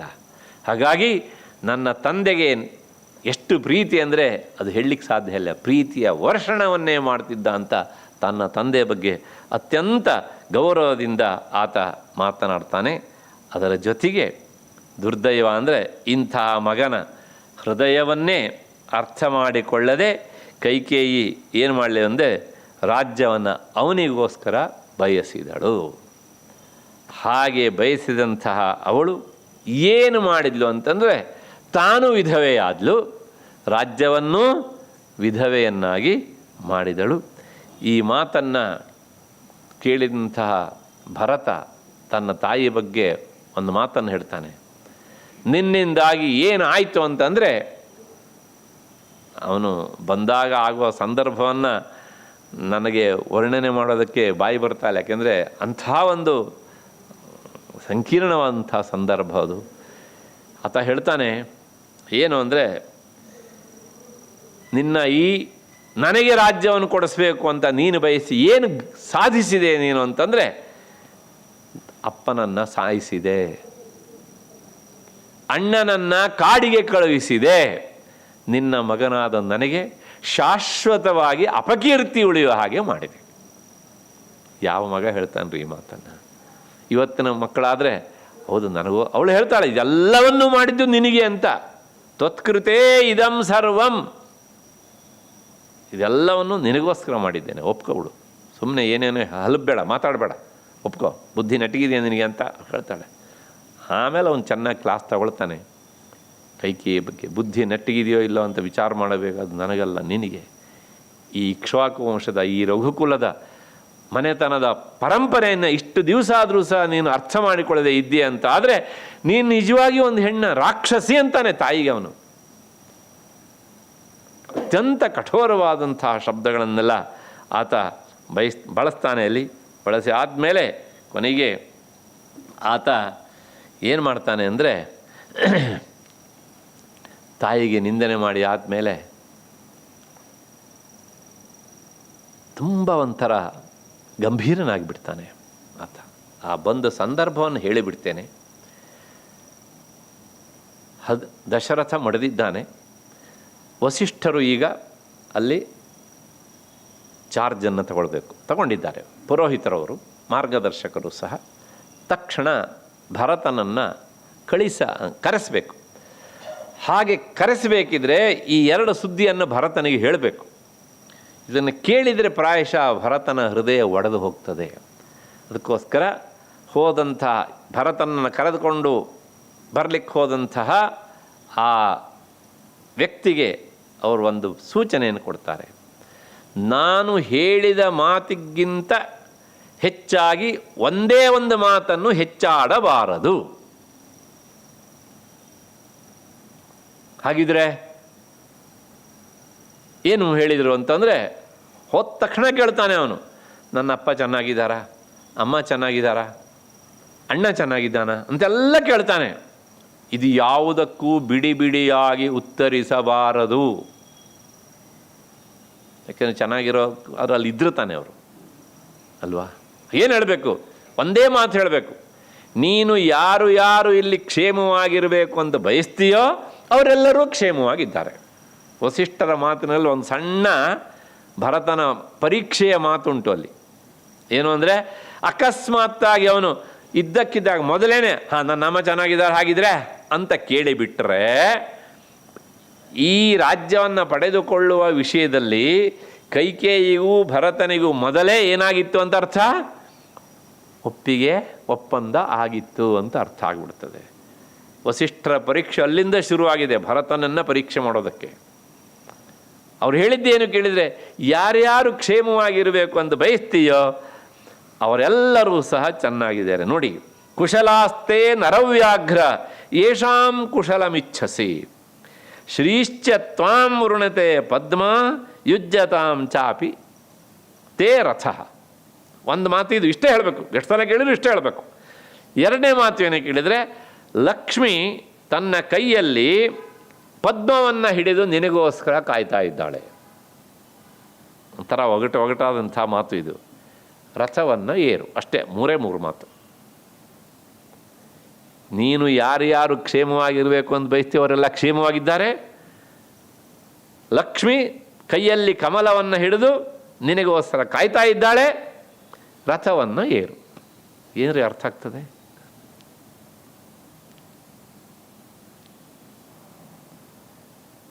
ಪ್ರಶ್ನೆ ಇಷ್ಟೇ ಬರಲ್ಲ, ಪ್ರಶ್ನೆಗೆ ಉತ್ತರ ಇಷ್ಟೇ. ಲಕ್ಷ್ಮಿ ಅಂದರೆ ಅಯೋಧ್ಯೆಯ ಸಾಮ್ರಾಜ್ಯ ಲಕ್ಷ್ಮಿ ಈಗ ರಿಕ್ತಳಾಗಿದ್ದಾಳೆ, ಖಾಲಿಯಾಗಿದೆ. ಅದು ನಿನ್ನ ಬರುವನ್ನು ಆ ಸಿಂಹಾಸನ ಕಾಯ್ತಾ ಉಂಟು. ಇದು ಎರಡನೇ ಮಾತಿನ ಅರ್ಥ. ರಥವನ್ನು ಏರು, ಅವಸರದಿಂದ ಹೊರಡಬೇಕು. ಯಾರೂ ಮತ್ತೆ ಇಲ್ಲಿ ತಡ ಮಾಡೋಂಗಿಲ್ಲ, ನಾಳೆ ನಾಡಿದ್ದು ಹೇಳುವಾಗಿಲ್ಲ ನೀನು. ಹೀಗೆ ಅವನನ್ನು ಕರ್ಕೊಂಡು ಬಂದಲಿಕ್ಕೆ ಹೋದಂತಹ ಆ ಸಾರಥಿ, ಬರೇ ಸಾರಥಿ ಅಲ್ಲ, ಅವನು ಇಷ್ಟು ಸರಿಯಾಗಿ ಅಚ್ಚುಕಟ್ಟಾಗಿ ಮಾತಾಡಬೇಕಲ್ಲ, ಇಂಥವನ್ನೇ ಕಳಿಸಿದ್ದಾರೆ ವಸಿಷ್ಠರು. ಹೀಗೆ ಹೇಳಿದಾಗ ಏನಾಯಿತು ಅಂತ ಆಮೇಲೆ ನೋಡೋಣ. ಅದಕ್ಕೂ ಮೊದಲು ಈತ ಹೋಗುವಾಗ, ಈ ಸಾರಥಿ ಅವನನ್ನು ಕರ್ಕೊಂಡು ಬರಲಿಕ್ಕೆ ಹೋಗುವಾಗ, ತಲುಪುವಾಗ ಅಲ್ಲಿ ಬೆಳಗಾಗಿದೆ. ಯಾವತ್ತು? ಪ್ರಾಯಶಃ 7ನೇ ದಿವಸ. ಮೊದಲನೇ ದಿವಸ ರಾತ್ರಿ ಭರತನಿಗೆ ಎಲ್ಲಿಲ್ಲದ ಕೆಟ್ಟ ಕೆಟ್ಟ ಕನಸುಗಳು, ಅಪಶಕುನಗಳು ಎಲ್ಲವೂ ಸಹ. ಯಾಕೆ ಹೀಗಾಯಿತು ಅಂತ ವಿಚಾರ ಮಾಡ್ತಾ ಎದ್ರೆ ಬೆಳಗಾಗುವಷ್ಟರಲ್ಲಿ ಅಯೋಧ್ಯೆಯಿಂದ ಸಾರಥಿ ಬಂದಿದ್ದಾನೆ ನಿನ್ನನ್ನು ಕರ್ಕೊಂಡು ಹೋಗೋದಕ್ಕೆ. ಹೀಗೆ ಒಂದು ಸುದ್ದಿ ಬಂದರೆ ಒಬ್ಬ ವಿಚಾರವಂತನೇ ಏನಾಗ್ಬೋದು ಮನಸ್ಸು? ಏನೋ ದುಗುಡ ಸಂಭವಿಸಿದೆ. ಆಗ ಈ ಎಲ್ಲ ಪ್ರಶ್ನೆಗಳನ್ನು ಕೇಳ್ತಾನೆ. ಎಲ್ಲ ಚೆನ್ನಾಗಿದ್ದಾರೆ, ಅದಕ್ಕೆ ಅಷ್ಟೇ ಉತ್ತರ. ಅದು ಟೇಪ್ ರೆಕಾರ್ಡರ್ ಹಂಗೇನೆ, ನೀನು ಯಾರ್ಯಾರು ಚೆನ್ನಾಗಿರಬೇಕು ಅಂತ ವಯಸ್ಸವರೆಲ್ಲ ಚೆನ್ನಾಗಿದ್ದಾರೆ.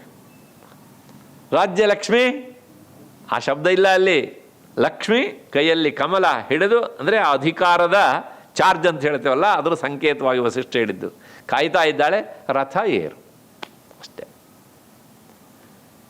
ಸರಿ, ಇವನು ಹೊರಟಾಗ ಅವನ ಮಾಮ ಯುಧಾಜಿತ್ತು, ಅಜ್ಜ ಎಲ್ಲ ಒಂದಿಷ್ಟು ಈ ರಾಜರು ಮನೆಗೆ ಬರಬೇಕಿದ್ರೆ ಹೋಗಬೇಕಿದ್ರೆ ಎಲ್ಲ ಒಂದು ಉಡುಗೆರೆ ಅವರು ಕೊಡೋದು, ಇಲ್ಲಿಂದ ಹೋಗಬೇಕಿದ್ರೆ ಅವರು ತೊಗೊಂಡು ಹೋಗೋದು, ಇದು ಪದ್ಧತಿ. ಹಾಗೆ ಎಲ್ಲ ಆತ ಕಳಿಸ್ತಾನೆ. ಭರತ ಒಂದೇ ಮಾತು ಹೇಳ್ತಾನೆ, ಎಲ್ಲವನ್ನೂ ನೀವು ನಿಧಾನ ತಗೊಂಡು ಬನ್ನಿ, ನಾನು ಅವಸರವಾಗಿ ಸಾರಥಿಯ ಜೊತೆ ಹೋಗ್ತೇನೆ ಅಂಥೇಳಿ ರಥವನ್ನು ಏರಿ ಬಂದಾದಮೇಲೆ ಆತ ಏನು ಮಾಡಿದ? 7 ರಾತ್ರಿ 7 ಹಗಲು ಪ್ರಯಾಣ, ಅಷ್ಟು ದೂರ ಅದು. ಬಂದ ಮೇಲೆ ಅಯೋಧ್ಯೆ ಹತ್ರ ಬರುವಾಗ ಭರತ ಒಂದು ಮಾತು ಹೇಳ್ತಾನೆ. ಏನು ಅಂದರೆ, ಆಹಾ, ಇದು ನನ್ನ ತಾಯ್ನಾಡು. ಆ ತಾಯ್ನಾಡಿನ ಮಣ್ಣಿನ ಬಗ್ಗೆ ಒಂದು ಮಾತು ಹೇಳಿದೆ. ಅಯೋಧ್ಯ ಪಾಂಡುಮೃತ್ತಿಕಾ. ಪಾಂಡುಮೃತ್ತಿಕಾ ಅಂದರೆ ಬಿಳಿ ಜೇಡಿ ಮಣ್ಣಿನ ಭೂಮಿ ಅದು ಅಂತ. ನೋಡಿ, ಭರತ ತನ್ನ ನಾಡಿಗೆ ಬರಬೇಕಿದ್ರೆ ಆ ತಾಯ್ನಾಡಿನ ಬಗ್ಗೆ ಇಂಥ ಮಾತನ್ನು ಹೇಳ್ತಾನೆ. ಮುಂದೆ ರಾಮ ತನ್ನ ವನವಾಸದ ಅವಧಿಯನ್ನು ಮುಗಿಸ್ಕೊಂಡು ಬರಬೇಕಿದ್ರೆ ಅಲ್ಲಿ ಒಂದು ಮಾತನ್ನು ಹೇಳ್ತಾನೆ ಪುಷ್ಪಕ ವಿಮಾನದಲ್ಲಿ. ಏನು ಹೇಳ್ತಾನೆ ಅಲ್ಲಿ? ಮೊದಲು ಲಕ್ಷ್ಮಣ ಹೇಳುವಾಗ ಒಂದು ಮಾತು ಏನು ಅಂದರೆ, ಅಯೋಧ್ಯೆಯಲ್ಲಿ ಲಕ್ಷ್ಮಣ ಒಂದು ಮಾತನ್ನು ಹೇಳ್ತಾನೆ, ಅಣ್ಣ ತುಂಬ ಚೆನ್ನಾಗಿದೆ, ಒಂದು 2 ದಿವಸ ಒಳ್ಕೊಂಡು ಹೋಗೋಣ, ಮತ್ತು ಪುನಃ ಬರಲಿಕ್ಕೆ ಅವಕಾಶ ಇರೋದಿಲ್ಲ, ವಾಲ್ಮೀಕಿ ರಾಮಾಯಣದಲ್ಲಿಲ್ಲ ಇದು, ಹೀಗೆ ಒಂದು ಪ್ರಸಿದ್ಧಿ ಉಂಟು ಹೀಗೆ ಅಂತ. ಆಗ ರಾಮ ಹೇಳ್ತಾನೆ, ಅಪಿ ಸ್ವರ್ಣಮಯೀ ಲಂಕಾ ನಮೇ ಲಕ್ಷ್ಮಣ ರೋಚತೆ. ಲಕ್ಷ್ಮಣ ಹೇಳೋದಕ್ಕೆ ಕಾರಣ ಉಂಟು. ಇದು ಏನಿದು ಅಣ್ಣ, ಪೂರ್ತಿ ಬಂಗಾರದ್ದೇ ಲಂಕೆ, ಗೋಡಿಗೆ ಬಂಗಾರ, ಕಂಬಕ್ಕೆ ಬಂಗಾರ ತಾನೆ. ಹಾಗಾಗಿ ಇವ್ರಿಗೇನು ಬಂಗಾರ ಅಂದರೆ ಲೆಕ್ಕಕ್ಕೆ ಇಲ್ವಲ್ಲಪ್ಪ ಅಂತ ಹೇಳಿ ಹೇಳ್ತಾನೆ ಲಕ್ಷ್ಮಣ ರಾಮನ ಹತ್ರ. ಆಗ ರಾಮ ಹೇಳುವ ಮಾತು, ಅಪಿ ಸ್ವರ್ಣಮಯೀ ಲಂಕಾ ನಮೇ ಲಕ್ಷ್ಮಣ ರೋಚತೆ. ಇದು ಎಷ್ಟೇ ಬಂಗಾರದಿಂದಲೇ ಮಾಡಿದ್ದಿರ್ಬೋದು, it may be golden city, ಆದರೆ ನಮೇ ಲಕ್ಷ್ಮಣ ರೋಚತೆ, ನನಗದು ಇಷ್ಟ ಆಗೋದಿಲ್ಲ. ಯಾಕೆ ಕೇಳಿದರೆ, ಜನನೀ ಜನ್ಮಭೂಮಿಶ್ಚ ಸ್ವರ್ಗಾದಪಿ ಗರೀಯಸಿ. So my mother and motherland is more than the heaven. ದುರ್ದೈವ ಅಂದರೆ ಇವತ್ತು ವಿದೇಶಕ್ಕೆ ಹೋಗೋರಿಗೆ ಈ ಭಾವನೆ ಇರುತ್ತದೆಯಾ? ನಾ ಕೇಳಬಾರ್ದು ಈ ಪ್ರಶ್ನೆ, ನೀವು ಹಾಕ್ಕೊಳ್ಳಿ ಅಷ್ಟೇ. ಹಾಗಾಗಿ ಜನನೀ ಜನ್ಮಭೂಮಿಶ್ಚ ಸ್ವರ್ಗಾದಪಿ ಗರೀಯಸಿ. ಆ ಅಯೋಧ್ಯೆ ಇದೇ ಅಭಿಪ್ರಾಯವನ್ನು ಭರತ ಹೇಳ್ತಾನೆ. ಅಯೋಧ್ಯೆಯ ಗಡಿ ಹತ್ತಿರ ಬರ್ತಾ ಇದ್ದಾಗಲೇ ಓಹ್ ನನ್ನ ತಾಯ್ನಾಡು ಬಂದಿತು. ಅಂದರೆ ವಾಲ್ಮೀಕಿ ಮುನಿಗಳು ದೇಶಭಕ್ತಿಯ ಬಗ್ಗೆ ಏನೆಲ್ಲ ಹೇಳ್ತಾರೆ ಅನ್ನೋದನ್ನು ನಾವು ಕಂಡುಬಿಟ್ಟು ನೋಡಬೇಕು. ಬರೇ ಕಾವ್ಯ ಅಲ್ಲ ಅದು. ನಾವು ಹುಟ್ಟಿದ ಈ ಭೂಮಿಯನ್ನು, ಈ ಮಣ್ಣನ್ನು ನಾವು ಪ್ರೀತಿಸದೇ ಇದ್ದರೆ ಈ ದೇಶದಲ್ಲಿ ಇರೋದಕ್ಕೆ ನಾವು ಯೋಗ್ಯರಲ್ಲ.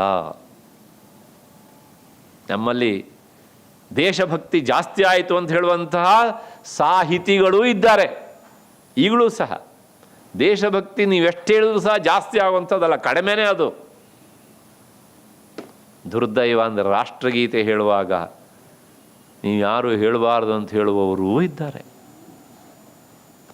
ಈಗಲೇ ಹೀಗಾದರೆ ಇನ್ನು ಕೆಲವು ವರ್ಷ ಕಳೆದ್ರೆ ವಿಚಾರ ಮಾಡಿ. ಹಾಗಾಗಿ ಇದೆಲ್ಲ ಯಾಕೆ ನಮಗೆ ಪ್ರಸ್ತುತ ಅಂತಂದರೆ, ಭರತ ತನ್ನ ತಾಯ್ನಾಡನ್ನು ಕಂಡ ತಕ್ಷಣ ಪಾಂಡುಮೃತ್ತಿಕಾ ಅಯೋಧ್ಯ ಅಂತ ಹೇಳಬೇಕಿದ್ರೆ ಅವನ ಮನಸ್ಸಿನಲ್ಲಿ ಪ್ರಾಯಶಃ ರೋಮೋತ್ಸವ ಆಗಿಬಿಟ್ಟಿದೆ ಅವನ ಅಂಗಾಂಗಗಳಲ್ಲಿ. ಅಷ್ಟರ ಮಟ್ಟಿಗೆ ತನ್ನ ತಾಯ್ನಾಡನ್ನು ಆತ ಪ್ರೀತಿಸ್ತಾ ಇದ್ದ. ಹಾಗಾಗಿ ಅಜ್ಜನ ಮನೆಯಲ್ಲಿದ್ದರೂ ಸಹ ಅವನ ಮನಸ್ಸು ಆಗಾಗ ಇಲ್ಲಿನ ಭವ್ಯ ಪರಂಪರೆಯ ಬಗ್ಗೆ ವಿಚಾರ ಮಾಡ್ತಿತ್ತು. ಹೇಳ್ತಾನೆ ಸಾರಥಿ ಹತ್ರ, ನನ್ನ ನಾಡು ಮನುವಿನಿಂದ ಕಟ್ಟಲ್ಪಟ್ಟಂಥ ನಾಡು, ರಾಜಋಷಿಗಳಿಂದ ಆಳಲ್ಪಟ್ಟಂಥ ನಾಡು. ಓಹೋ ಎಂಥೆಂಥ ಚಕ್ರವರ್ತಿಗಳು. ಆ ಪರಂಪರೆಯಲ್ಲಿ ನಮ್ಮ ಅಪ್ಪ 71ನೇವನು. ಹಾಗಾಗಿ ಇಂಥ ಪರಂಪರೆ, ನನಗೆ 71 ಪರಂಪರೆ ಇದೆ ಅಂತ ಹೇಳುವ ಭಾಗ್ಯ ಯಾರಿಗೂ ಸಿಗ್ತದೆ? ಗಟ್ಟಿ ಕೇಳಿದರೆ ನಿಮ್ಮ ಅಜ್ಜನ ಅಪ್ಪನ ಹೆಸರೇನು ಕೇಳಿದ್ರೆ ನಮಗೆ ನೆನಪಿಲ್ಲ. ಮತ್ತು ಯಾರಿಗಾರು ನೆನಪಿದ್ರೆ ಒಂದು ಸಲ ಕೈ ಎತ್ತಿ ಬಿಡಿಬೇಕಿದ್ರು ನೋಡೋಣ. ಪರೀಕ್ಷೆ ಕೇಳ್ತಾ ಇಲ್ಲ, ನನ್ನನ್ನು ಸೇರಿಸ್ಕೊಂಡು ಈ ಮಾತನ್ನು ಹೇಳ್ತಿದ್ದೇನೆ ಅಲ್ವಾ? ಆದರೆ ಅಂತಹ ಮಹಾನುಭಾವರ ಪರಂಪರೆ, ನಾನು ಹುಟ್ಟಿದಂಥ ಪರಂಪರೆ, ಇಂತಹ ನನಗೆ ಜನ್ಮ ಕೊಟ್ಟಂಥ ಭೂಮಿ ಈ ಅಯೋಧ್ಯೆ. ಈ ರೀತಿಯಾಗಿ ಆ ದೇಶಭಕ್ತಿಗೆ ಸಂಬಂಧಪಟ್ಟಂಥ ಮಾತುಗಳನ್ನೆಲ್ಲ ವಾಲ್ಮೀಕಿ ಮುನಿಗಳು ಭರತನ ಮೂಲಕ ಆಡಿಸ್ತಾರೆ. ಅದರ ಜೊತೆಗೆ ಇಲ್ಲಿ ಎಷ್ಟೊಂದು ಋಷಿಮುನಿಗಳು ಸಂಚರಿಸಿದ್ದಾರೆ, ಎಷ್ಟೊಂದು ಋಷಿಮುನಿಗಳು ನನ್ನ ತಂದೆಯ ಕಾಲದಲ್ಲಿ ಬಂದು ಹೋಗಿ ಅಲ್ಲಿಂದನೂ ಶುರು ಮಾಡಿ ಈಗಲೂ ಸಹ ಬರ್ತಾನೆ ಇದ್ದಾರೆ ಅಂತ. ಹಾಗಾಗಿ ಈ ದೇಶದ ಭವ್ಯ ಸಂಪತ್ತು ಬರೇ ಅರ್ಥ ಸಂಪತ್ತು ಅಷ್ಟೇ ಅಲ್ಲ, ವಿದ್ಯಾ ಸಂಪತ್ತು, ಜ್ಞಾನ ಸಂಪತ್ತು, ತಪಸ್ಸಿನ ಸಂಪತ್ತು, ಇದೆಲ್ಲವುದಕ್ಕೂ ಸಹ ಒಂದು ನೆಲೆವೀಡಾದಂಥ ಒಂದು ನಾಡಿದ್ರೆ ಸಾರಥಿ, ಅದು ನಮ್ಮ ನಾಡು. ನಾವು ದೇಶಭಕ್ತಿ ಬಗ್ಗೆ ಎಲ್ಲೆಲ್ಲ ಹುಡುಕ್ತೇವೆ, ನಮ್ಮ ಗ್ರಂಥವನ್ನು ಮಾತ್ರ ಮರೆತು ಬಿಡ್ತೇವೆ ನನಗೆ ಅಂತ. ಕೊನೆಗೆ ಇಂತಹ ಈ ನನ್ನ ಪುರವನ್ನು ಪ್ರವೇಶ ಮಾಡೋದಕ್ಕೆ ನನಗೆ ತುಂಬ ಸಂತೋಷ ಆಗ್ತಿತ್ತು. ಆದರೆ ಇವತ್ತು ಮಾತ್ರ ನನಗೆ ತುಂಬ ಸಂಕಟ ಆಗ್ತಾ ಇದೆ ಅಂದ ಭರತ. ಯಾಕೆ ಅಂದರೆ ಅಲ್ಲಿಂದ ಶುರುವಾಯಿತು ನೋಡಿ, ಅವನಿಗೆ ಕಣ್ಣಿಗೆ ಕಾಣಬಾರದ ದೃಶ್ಯಗಳು ಕಾಣೋದಕ್ಕೆ ಶುರುವಾದವು. ಆ ಕಾಣಬಾರದ ದೃಶ್ಯ ಯಾವ್ಯಾವುದು, ಏನೇನಾಗಿತ್ತು ಅನ್ನೋದನ್ನು ನಾಳೆ 5:45 ನೋಡೋಣ. ಅಲ್ಲಿವರೆಗೆ ಅದನ್ನು ನಿರೀಕ್ಷಣೆ ಮಾಡೋಣ. ನಿಮಗೆಲ್ಲರಿಗೂ ನಮಸ್ಕಾರ.